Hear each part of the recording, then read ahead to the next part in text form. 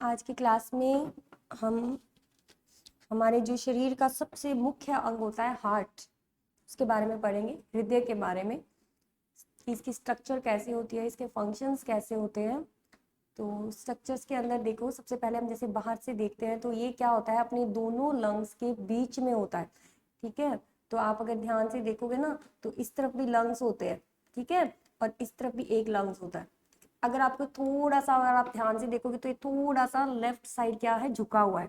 ठीक है, उसी की वजह से क्या होता है, अपने एक लंग्स के अंदर कैसे होते हैं, दो पार्टीशन होते हैं और एक में तीन होते हैं। जिस तरफ ये झुका हुआ होता है उस तरफ क्या होता है, लंग्स में दो पार्टीशन होते हैं। ठीक है, उसी के अंदर अगर आप ये तीन पाइप लाइक स्ट्रक्चर देख रहे हो ना, जिन्हें पल्मोनरी आर्टरी और पल्मोनरी वेन कह रहे हैं, ये तीनों की तीनों क्या होती हैं, लंग्स के अंदर जुड़ी हुई होती हैं। और ये भी, इधर वाली भी, ठीक है, ये तीनों एक ही चीज है। अगर आप ये पर्पल वाली को ध्यान से देख रहे हो ना तो ये इधर वाले लंग्स में भी जा रही है और उधर वाले लंग्स में भी जा रही है।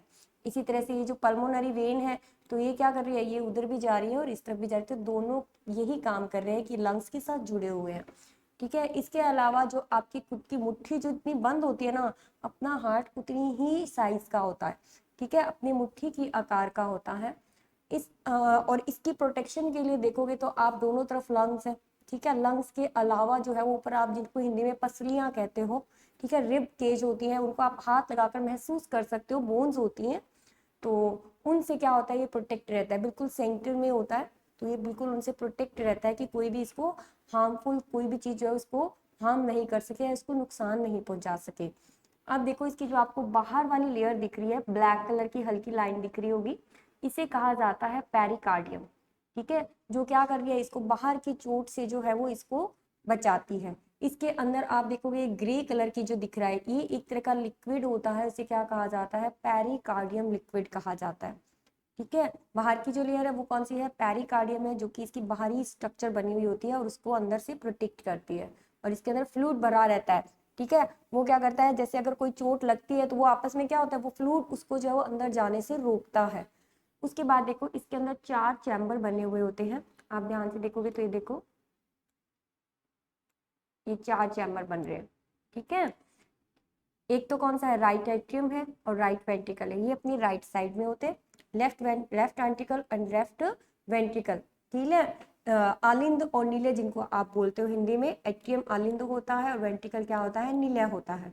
जिनको हिंदी में समझ आए वो हिंदी में, ठीक है, और जिनको इंग्लिश में समझ में आता है उनके लिए एट्रियम है, और जिनको हिंदी में समझ आए उनके लिए आलिंद है।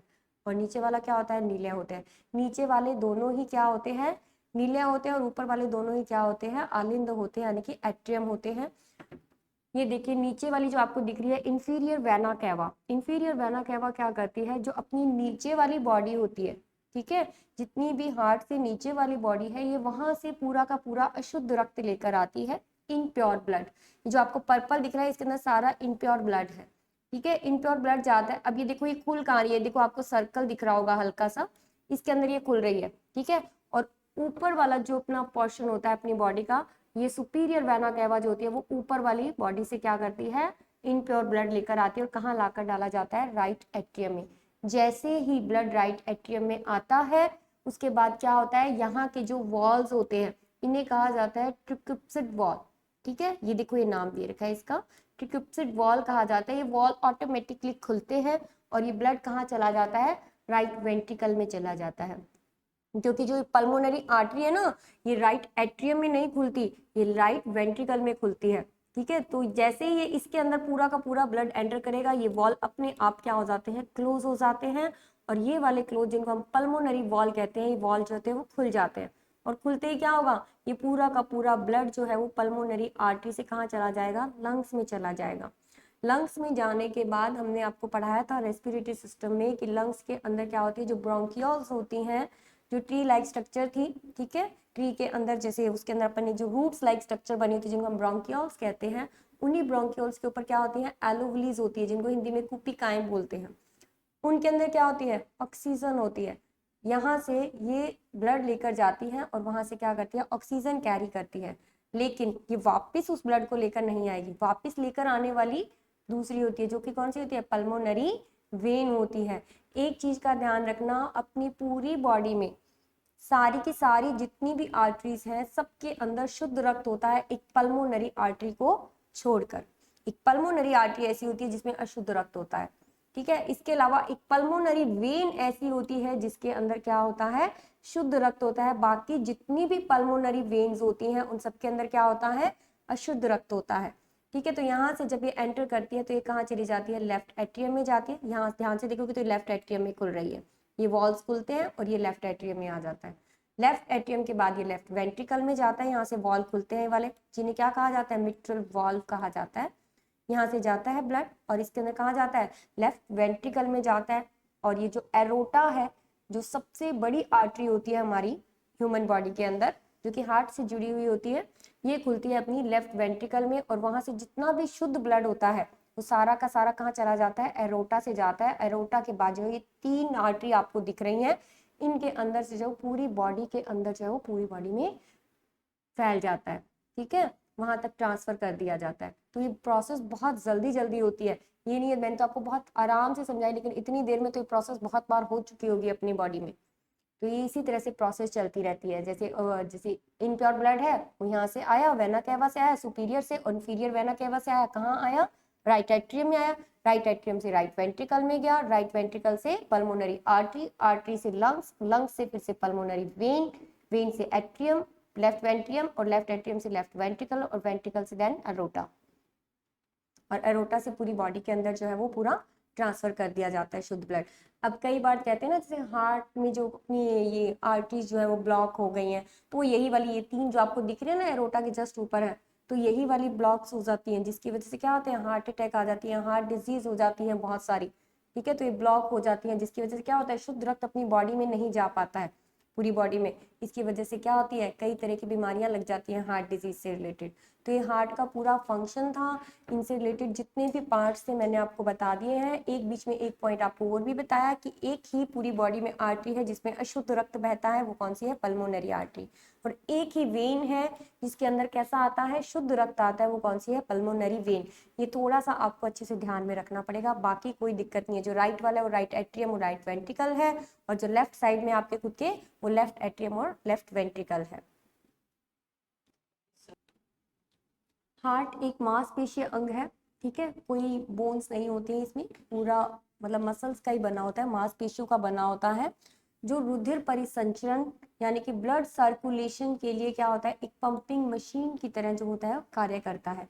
हार्ट में 4 चैम्बर, 4 कोष्ठक होते हैं, 2 आलिंद यानी कि एट्रियम और 2 नीले यानी कि वेंट्रिकल पाए जाते हैं। अभी मैंने आपको जो डायग्राम में बताया था, हार्ट का आकार बंद मुट्ठी के समान होता है। हार्ट के चारों ओर का आवरण किसका बना होता है, पेरिकार्डियम का बना होता है। मैंने आपको बाहर वाली लेयर जो आपको दिखाई थी ब्लैक कलर की, वही पेरिकार्डियम थी, जिसमें पेरिकार्डियम द्रव भरा रहता है, यानी कि पेरिकार्डियम फ्लूइड होता है, जो हार्ट की बाहरी चोटों से क्या करता है, सुरक्षा करता है। हार्ट का अध्ययन क्या कहलाता है, कार्डियोलॉजी कहलाता है, ठीक है। जैसे हमने किडनी का पढ़ा था तो उसमें क्या करा था, रीनल था, ठीक है। इसी तरह से हार्ट का अध्ययन क्या होता है, कार्डियोलॉजी कहलाता है। तो इसके अंदर क्या होता है, जितनी भी आपकी जैसे कार्डियोवास्कुलर है, तो इस तरह की डिजीज आती हैं, तो वो जिस भी ऐसी डिजीज, कोई ऐसी डिजीज का नाम आ जाए जिसमें कार्डियक वर्ड का यूज हो रहा हो, तो वो हार्ट से संबंधित होगी, ठीक है। तो ये इसकी पहचान ही होती है एक तरह से। तो कार्डियो वर्ड जहां भी आएगा इसका मतलब वहां पर किससे बात हो रही है, हार्ट से संबंधित बात हो रही है वहां पर। हार्ट का वजन मेल्स में 300 ग्राम और फीमेल्स में 280 ग्राम होता है। मनुष्य का हार्ट कैसा होता है, मायोजेनिक कहलाता है, ठीक है। मनुष्य का हार्ट क्या कहलाता है, मायोजेनिक कहलाता है, यानी कि एक साइंटिफिक नेम है मायोजेनिक। राइट एट्रियम में एक नोड जैसी संरचना पाई जाती है, इस संरचना को क्या कहा जाता है, साइनो ऑरिकुलर नोड, यानी कि SAN कहा जाता है, इसे पेस मेकर कहा जाता है।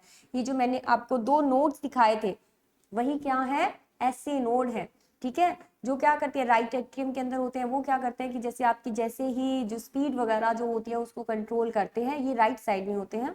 यह हार्ट की दर यानी कि स्पीड को क्या करते हैं, कंट्रोल करते हैं। ये बहुत बार क्वेश्चन आता है। पेस मेकर चाहे आर्टिफिशियल भी लगाया जा सकता है, सर्जरी के थ्रू जो आर्टिफिशियल लगाया जा सकता है।